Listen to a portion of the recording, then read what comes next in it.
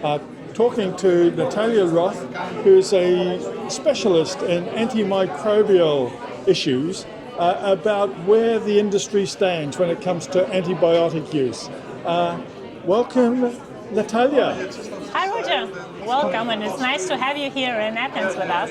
Yes. Well, Nataliya, we're interested in knowing a little bit more about antimicrobial resistance. That you're on the stand here helping to tackle antimicrobial resistance. Exactly. You have to tell us a little bit about what you're doing. Absolutely, it was my pleasure. So in general, antimicrobial resistance is a global One Health concern. That is a consequence of antibiotic use, right? We were discovering antibiotics for us. We were using antibiotics for decades to support human and animal health. And now antibiotics are at risk. Why? Because bacteria got resistant, and it can happen that antibiotics will not be as efficient as they were until now. So it could be that if you need antibiotic for a treatment of specific disease, it will be not effective, and that's why we need to make sure to use less amount of antibiotics to decrease resistance, to keep the efficacy of antibiotics also in the future. So how serious is this? I mean, is it people's lives at risk? Is it a risky thing that we're facing? Absolutely. Unfortunately, yes. Antibiotic resistance is called a silent pandemic. Why? Because already now we have every year more than 1 million people dying just directly because of antimicrobial resistance, because antibiotics are not working. And numbers predict that this number will grow, and until 2050 we will have much more people at risk of not treating bacterial diseases, and therefore it's an important issue. Yeah. And how do you know this? How do you know that it's increasing? What tells you? What's the data that tells you that we're heading in that direction?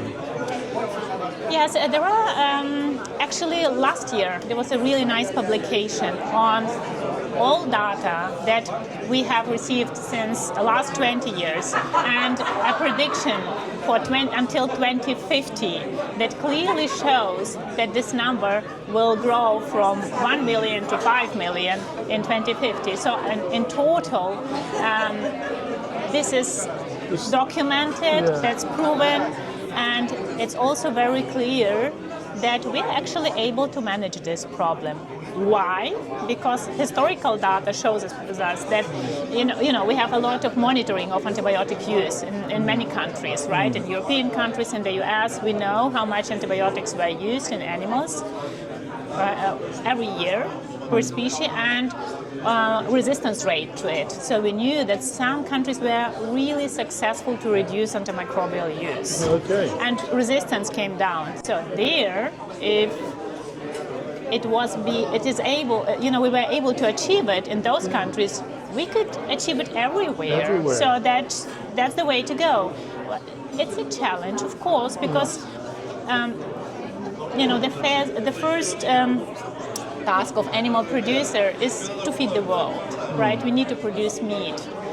We need to do it profitably and reasonably, so we didn't want to risk. So the reasonable approach is important, not to reduce the huge amount of antibiotics at once. We need to make sure that we produce the protein in the needed amount without risking a high mortality or high disease prevalence, but still manage in the way so that to prevent diseases, to reduce antibiotic use reasonably and use it responsibly, because if animals get sick, honestly, they need to be treated with antibiotic and they deserve it. Yeah, and what can dsm-firmenich do? Is it just advice, or do you have products, or what are the tools that you have available? Yes, what we can do from the nutritional strategy, we provide nutritional solutions that can keep animals healthy.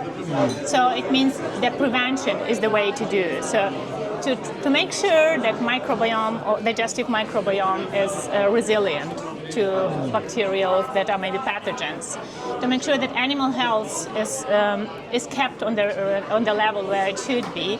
And that's something we provide nutritional solutions as well as precision services. Sometimes with some services we are able to predict some diseases and to show, okay, like a blood test, right? We can show there is a problem, there could be a risk, and the animal producer should be aware of that.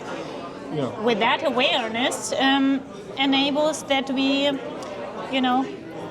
act in time before we need to use antibiotics. So we've heard a lot in the conferences over the last 2 days about sustainability. Yes. How would you rank the challenge that antimicrobial resistance is posing against sustainability? Is it on the same level? Should we be paying just as much attention to antimicrobial resistance?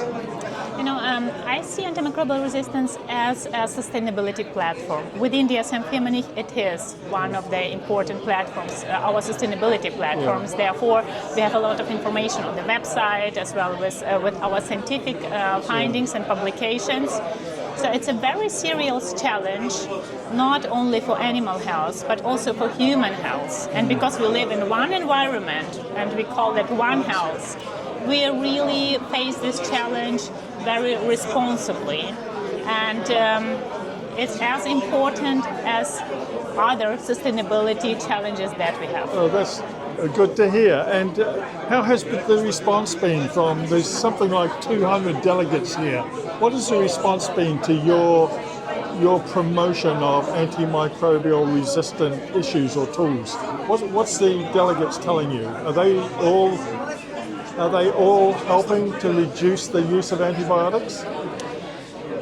I hope, what everybody hopes, I can't see, but they were very, very interested to participate in our saliva swab sampling, where we take saliva swabs from participants. We had a maximum 24, numbers, and we could tell which microbiome is in every person and which resistom, which resistant genes. People wanted to know because sometimes, some sustainability challenges, we think, there are challenges somewhere out there, right?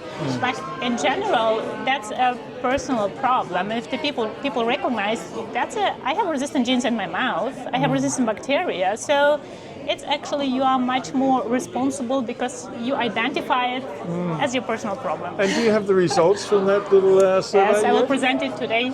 Yeah. Just in half an hour. Half an hour. Well, I'll make you curious. Well, I hope our readers will come back to the website or read our newsletter where we will carry the result of that test or survey.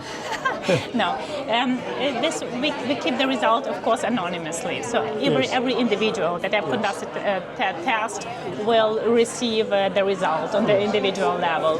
What I will present is just an overview. Will be an overview. Yes, a big overview. So what do we have and what are the general results so that everybody, But it's a great awareness. Yes, thank you. Yes. Thank you very much. Well done. And it's a great issue and may you have much success. Thank you very much. Thank you.